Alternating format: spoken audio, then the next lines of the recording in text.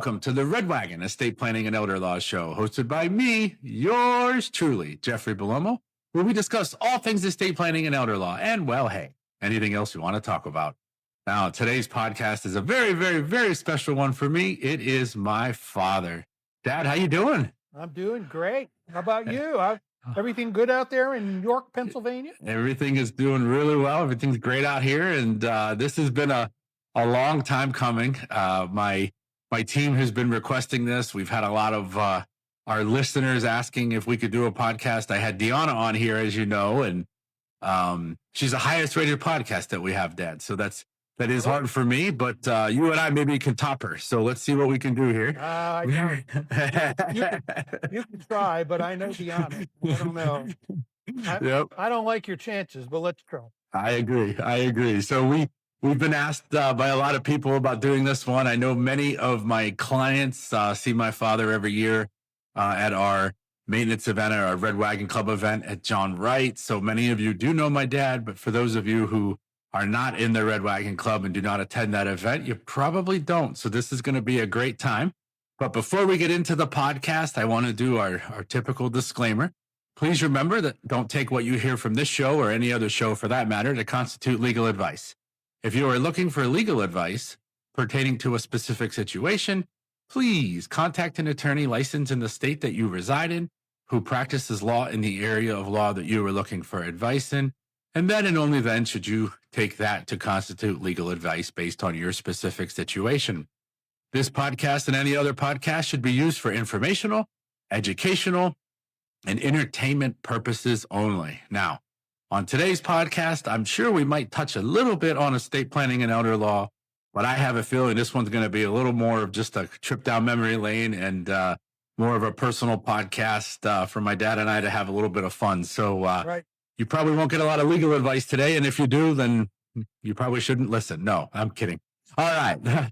So Dad, man, you want to do a little bit of introduction just about kind of who you are and where we come from? Sure.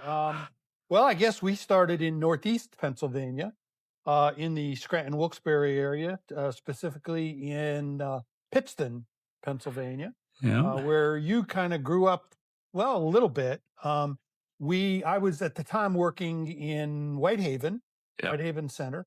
I was the assistant director there, and an opportunity came up. I think at that time you were about 6 or 7 years old, maybe, when an opportunity came for me to be promoted to a director's job, and we moved to Evansburg, Pennsylvania, where we lived for 22 and a half years. So you really grew up on the center grounds. Our home was kind of in the corner, right off the of Route 22. We had kind of a lot of ground around us, and we stayed at that facility. I stayed at that facility for many, many years. Really enjoyed being there. I love the people. I love the area. And then I kind of retired. I stopped doing that job and started doing a different one. But I guess I left that job in 2007, actually. 2007. So at that time, you were through college, through law school, living in New York already. Yeah. Wow. So we were living on the grounds of the facility because my position was a 24-hour, 7 kind of on-duty job. And so to facilitate that, we lived there. What made it really special to me was that you and your sister's ability to adapt to that kind of an environment. I mean, really and truly, we were the only ones besides the folks who lived there who were living on the grounds. So I can remember many a time when people who lived there with us, who had been long-term residents of the facility, would come down to the house, knock on the door, and ask if Jeffrey could come out. They didn't want to talk to me necessarily. They wanted Jeff to come out and shag fly balls with them in the field or go bike riding. So I knew that pretty early on that you were going to be a pretty empathetic kind of person, which clearly you've turned out to be. Yeah, I'll tell you, I still remember those bike rides going to Costa's for breakfast with Yeah, what Dennis and Chucky is the two primary ones probably that I did most of my bike riding with, I think. And yeah, yeah. oh man, some great times, some great times. So I get asked this question a lot, and there's probably nobody better to ask it to than you, which is what was I like as a child? Well, let's say as a child, I think going to the hospital, there was two things I brought to the hospital with me when I went to see your mother and to meet you. Obviously, I was there for the birth. But, uh, coming back the next time, I brought you at that time a baseball and a bat, football, and I think I brought you a tiny guitar because that was one of my great loves. I always loved to play the guitar. I worked with a band. We did a lot of, actually, some of the most fun times that I had as a musician was working in the Poconos at honeymoon resorts. A lot Yeah. of great fun. I worked with a couple of guys that were my closest friends, among my closest friends, and we spent many a year playing together, and then coming back and playing weddings and parties and all kind of events in Northeast Pennsylvania. So moving at that time, that was something that I had to give up, pretty much the band, because it was, 250 miles that we moved Yeah. from Northeast Pennsylvania to Evansburg. But as a child, let's say you were spirited. Yeah. Spirited. All right. Spirited. I like that word. Um, you were the type of kid that was always into something. Yeah. Um, I can remember several times walking in the kitchen and you would be sitting on top of the refrigerator. Not sure how you actually got up there, um, but you were often testing limits. Uh, you were you were the kind of kid who was never sitting still. Yeah. I can remember several times, well, many a time, I think, ending up in the emergency room with you for stitches and for all kind of things that you found yourself in. Uh, so the emergency room, we got to know the emergency room staff pretty well at the time. Um, Yeah. uh, And so there's a couple of things I remember, and I don't know if they're true because I was really young at the time. Did I get pulled aside by children and youth because I was there for so many injuries related to sports that they wanted to know if something was going on? I think that's true. Yes, because I think they separated after the third or fourth time and wanted to know what was going on. And after they spoke with you, they knew what was going on. They knew that you were just high spirited. You were always into something. Um, And did I ever? I think I remember this happening. Did I get hit by a baseball bat when I was with all the older kids in the neighborhood and I walked behind somebody who was hitting a ball? yes, Oh yes, gosh. that is true. That happened when we were still living in Pittston. Okay. Yeah, and I remember going to the emergency room that night too. Uh, But again, it was you were the guy that was always organizing the event, the kind of the social director in the Yeah. neighborhood.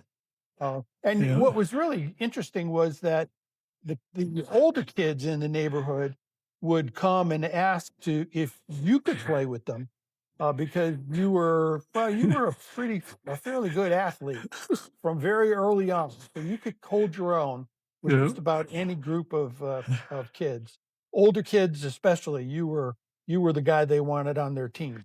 That's awesome. I do Yeah, remember those. Did I ever jump off the top of the refrigerator and yell I Superman?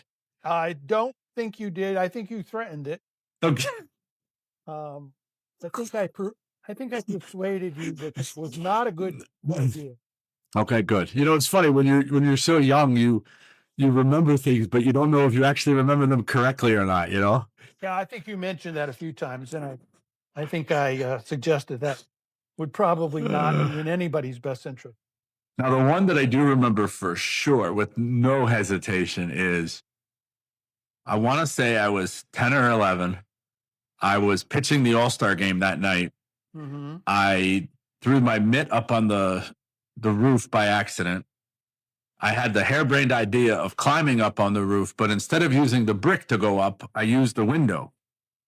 Yes, there was a wood pile outside the garage. Mm-hmm. You hit a ball. I believe it was you and a friend.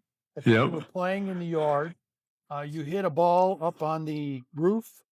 You decided that that ball was something you really needed at that moment. You climbed up on the wood pile. You went into you climbed up on the roof, and as you were swinging from the rain gutter, your foot went through the garage window on the Yep. side of the house, and you ended up with, I believe it was 42, but who was counting stitches? Um, I can remember your mother's call So can I. to the office, to my office, and she, said, "Get home immediately. Jeffrey's bleeding, and we need to get him to an emergency room." And I can remember actually running down to the house, and we got you to the emergency room. You, when you came into the house, ran right past your mother, didn't want her to see your leg bleeding. They put And as I band-aids on it. you put 3 Band-Aids on it, as I remember. You were pretty sure you could stop the bleeding and you'd be able to pitch that night. Uh-huh. I think the doctor had a different feeling about whether you could pitch that night. Obviously, you didn't pitch that night. You spent that evening, I think it was icing your leg down to stop the swelling.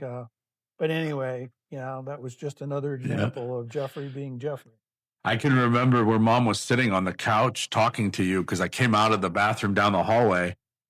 And I remember her sitting there talking to you, and I thought, oh, I'm Yeah, in trouble now. Like, oh boy.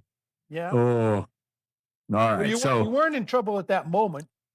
no, no. Maybe afterwards I may have counseled you on being a little more careful about Well, climbing wood piles, but I don't think we chastised you at that moment. no, and I don't think that. I mean, I really wanted to pitch that night. I think I was Yeah, just most upset about the fact that I couldn't pitch the All Star game that night. Is pretty much what I yeah, remember. that's right. I don't even remember that we got to go to the All-Star game. I don't think we did. No, I don't think so. I think you were kind of, I don't have any memory of that game other than just that I was upset that he said I couldn't pitch. So yeah. I do I remember think, you asking the doctor oh, after he inserted 42 stitches in your leg and washed it out with saline water or whatever he did. And I remember his last question was, "Do you have any?" He was asking, "Do you have any questions?" And your uh, question was, "Can I can I? pitch tonight?" Yeah, it was a good question. It was a fair question. And I think that the reason that you didn't take me to the game that night was because you were concerned that if we were there, I might try to get on the field. Well, I was afraid that you might bleed out on me. I didn't want that. And we wanted a little more control that night. Ugh, Yeah, yeah. yeah. All right. So let's fast forward a few years. Okay. High school. High school. So I know for me, one of my favorite things that I did was the marching band. Oh boy, And yeah, I I love think it was of yours as well, right? marching band. Was clearly my favorite. You were one of the drummers. Yeah. You played those was it kettle drum? The Tenors. I think we called them tenor. tenors. Okay, No, we called them quads, actually. The Dallastown quads. band calls them tenors. Yeah. Okay, you played the quad. Uh, we loved it. We went to all the competitions, all the Yeah. games. It was wonderful. And then I believe some of your friends who were on the football team decided to challenge you. The reason you played the drums was because you'd never make it on the football team. Bad idea Yeah. to Yeah. challenge Jeff. That was junior year. That happened at the end of the Yeah, year. I was standing by my locker when that happened. yeah. And the next thing we knew, you decided you were going to go out to play football. And I remember saying to you, Jeff, these other guys have been playing football for the same coach for 3 years now. I doubt very seriously that he's going to consider a guy coming out for the first time as a senior Yeah. uh, to play. And you said, "Oh, well, we'll see." And I can remember that summer, the summer before the season. You were out every morning, early, like when the sun was coming up. Hmm. You did a, I don't remember if you still had a paper route at I that did. point. Okay, but as I remember it, you did your paper route very early as the sun was not up yet. Yep. And then you were off to the football field where you met friends and you practiced all the positions and and you decided you were going to be the wide receiver. And again, I kind of said, Jeff, I don't know. I don't think that's going to work out. The coach and, your friends. And you said, well, we'll see. And sure enough, senior year, Yeah. you were the starting wide Now, receiver. I won't I won't say the name of the person, which I think you probably remember who it was, but he happened to be a wide receiver, and he was the one who said he didn't consider me a true athlete because I didn't play a real sport. So I asked what Yes. position he played, and he said wide receiver. Yeah. I think if he told you he played, he didn't matter what position he told you. That's the position you No, wanted. if he was a lineman, I would have bulked up that summer. That's it. That's it. But you had a very successful football career. Yeah, yeah, it was fun. You had 1 year of football. And Yep, I can remember I was working at that time, I was working in Evansburg and in Altoona. I yep. was the director of both facilities at that time.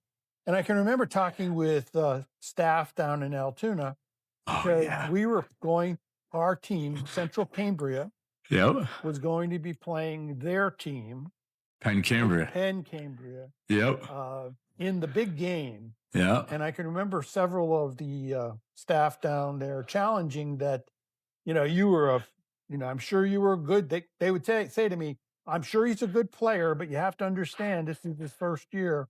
So I doubt very seriously he's going to catch anything. I said, well, I don't know. Maybe there's a coffee we can wager on this. Leave it. I could remember getting many coffees that season, especially that night. I think you ran for 3 touchdowns. Yeah, you had a very good night against yeah. It was that fun. team. Yeah, it was a lot of fun. I remember them telling you at halftime to take me home. Take him home, and why don't you go with him? As I think they said, Yeah, it was a good first half. It it was a was lot of good. fun. It A was lot good. of fun. Yeah, So for us, it was a lot of fun. Yeah, yeah, and I know that you know this, but that was in hindsight one of the hardest decisions I ever made because I loved the band. I loved the competitions. I loved.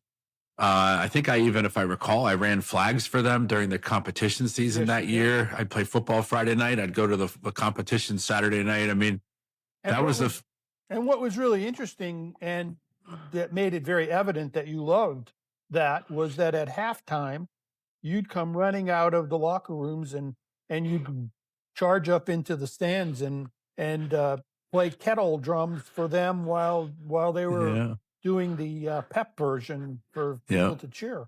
yeah. Yeah, It you was. loved it. You loved I it. did. I did. So that was tough. That was tough. And then when we fast forward to college, I made the decision to play football in college, but I did Yeah, go Division III, so I didn't have to worry about scholarships or anything. And I think in hindsight, that might have turned out to be a pretty good thing. it did turn out to be a good thing, but again, there was an adventure to get to the good thing. You decided. I can remember first you were interviewing at Mercyhurst, I think it Mm-hmm. was, and the coach asked. I was with you. Mom and I went with you, and I can remember driving over Route 80, and it was snowing so hard that Mercyhurst, although you loved the program and you loved the school, you kind of felt maybe the snow. In fact, I might have said something about we'll drop you uh, in in August and we'll pick you up sometime in December. I think. Well, I asked you in the car ride. We were in a lake effect snowstorm heading Yeah, up. It was Erie, right? Wasn't that towards Erie? it was up near Okay. Erie. So I remember saying to you, will this snow and this lake effect snow affect my ability to come home on the weekends? And you said, well, yes, it will. Yeah, probably would. Probably would. And then I said, all right, I think I'm going to Juniata. Well, as I remember, the coach at Mercyhurst asked if he had reviewed your highlight tape, and he saw all of your senior year activities, which was on the highlight tape. And I can remember sitting there in the interview room with you, and the coach asked you, well, how come there's only 1 year on this tape? Didn't you go to weren't you at the games the other years? And you said, well, yeah, I was at all the games, but you have to watch the halftime Halftime show. for the first 3 years because you were playing drums. Yeah. Yeah, you didn't think that was too funny, really. No. But then you were off to Juniata, where you started your freshman year Mhm. with Juniata, and I can remember the first time. I think a week or so after um, practice started with the Juniata team, and we went down to see you, and you had I think it was 3 fractured fingers from the passes that were thrown. I guess a little harder than Yeah. high school. And the football was a little bigger, so that Little changes bigger. your finger placement. Yeah, yeah. And then there was the torn meniscus, You know? and then there was the dislocated shoulder, Yep. and then there was the ankle sprain. I can remember all these injuries until one afternoon, Mom and I came down and we decided that maybe football was not in your future for the whole 4 years of college. And Yep. I asked you if you could come up with another plan, which you did. Yes. You announced that, okay, you won't play football next year, but you decided you'd study abroad I did. and you went to England Yep. for a semester. While you were there, you announced to us that you thought might be good if you worked in Washington as an intern in the White House. Yep. And I can Yeah. remember saying to you, Jeff, I don't think they give those White House internships out too easily. And you said, well, I'm going to go to the interview. And the next thing we knew, you were interning at the White House. And then you were interning at the National Drug Intelligence Center. Yep. First intern in the history of the Yeah. that one I remember, Dad. I think if I'm not wrong, you received a letter that I got accepted to the White House and you read it to me. Right. And then while I was in DC, I walked into our congressman. I think it was Congressman Murtha's office, if I'm not wrong. And Could have been. I Probably met the probably was, and I met the chief of staff, and I told him I wanted to be an intern at NDIC, and he said, "Well, there's never been an intern in the history because of the clearances." Right. And I said, I have a clearance through the White House, and my office is, we go to the West Wing all the time, and I have a blue pass, and they looked into it, and lo and behold, they didn't have to spend all the money getting me a clearance because I already had it, and voila, I ended up being an intern. Yeah, so Right. that worked out well. And then let's see, my senior year, then I went back to DC for a short stint over 2 weeks between Christmas and the last semester. And I remember receiving a letter that I got admitted to law school. And I remember saying to you, Dad, I've already gotten into the other schools. The school that you're about to read the letter was a school that I expected to get into. And I might have taken a little bit of poetic license with this, but I think you might have told me to shut up and listen. I may have suggested that you at least don't talk through this until we get left. So you don't think that you would have told me to shut up? Probably not. Probably not. But it sounds better. And then you read the letter, and I've never discussed this on the podcast, but I did receive a full scholarship to law school, and Yeah. I remember saying to you, I don't know what to do. Yeah. And I think I said something about, are you crazy? Or maybe you bumped your head too when you were on the football team. I don't remember. Yeah, it was something like that. Something like that. Something clever, I'm sure. Yeah. Now, this is another story I tell, and I really think this was true. I I won't mention a name, but I had a professor at college who was my mentor. I don't know what word they used. I don't remember, but I went to see him and I told him about it. And he told me that I should go to the tier 1 school, the tier 1 law school that I got into, and not to Widener, where I got the full scholarship. Right. So I called you and explained that I was very torn. I explained what he had said. And if I recall correctly, you said to me, I want you to do me a favor.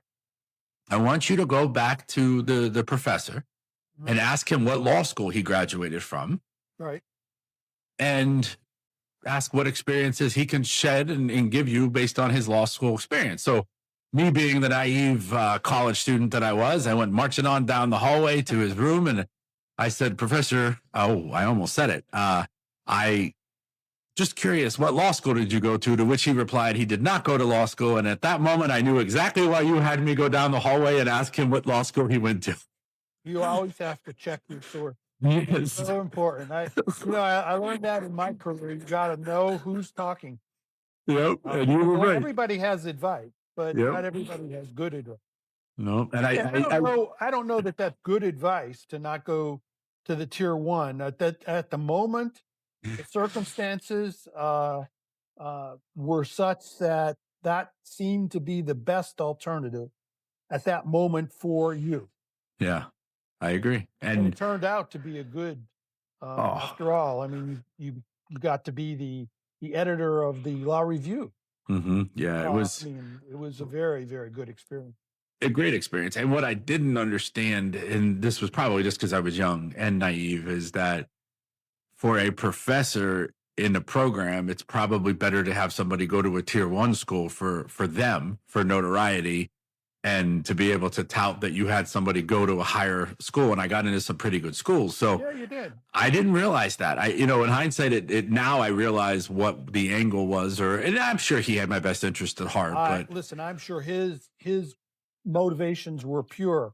yeah, but I mean, I knew you pretty well too at that point. So yeah, I thought, really well. That you needed to at least consider the full ride. Well, let's go back. I jumped here a little bit, but I'd be remiss if I didn't at least get to talk to you about England and me studying abroad. Specifically, the conversation that I remember was calling you and Mom, announcing that I was studying abroad and that I was going to Europe to backpack with my friends.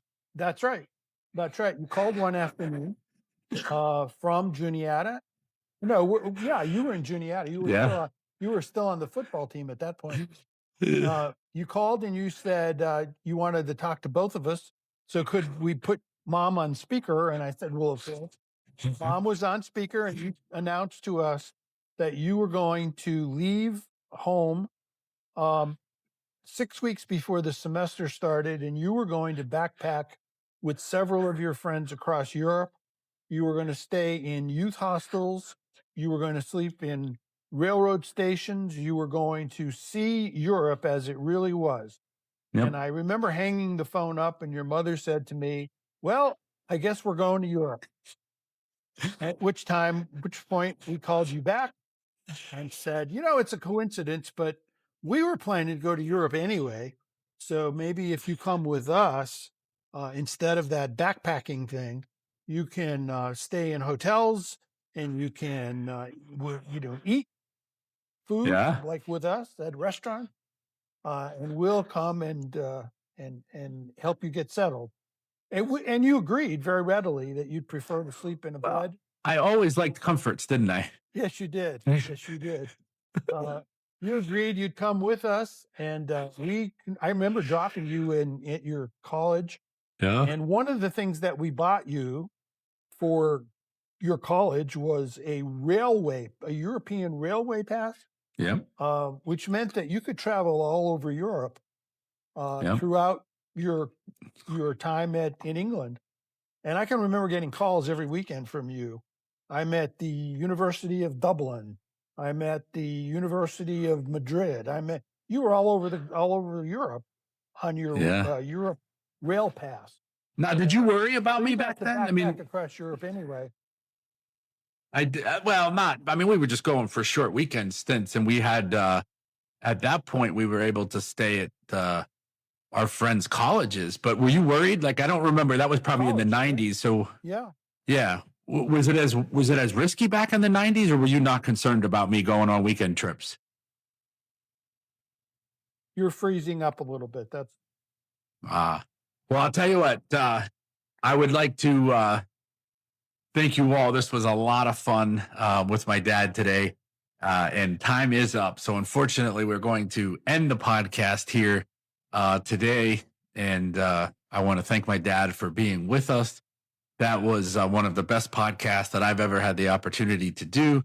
And because we only got to the college years and law school years, we will definitely be doing a second podcast with my dad. So please, please, please stay tuned. We will be doing a second podcast in the future to pick up where we left off on this one.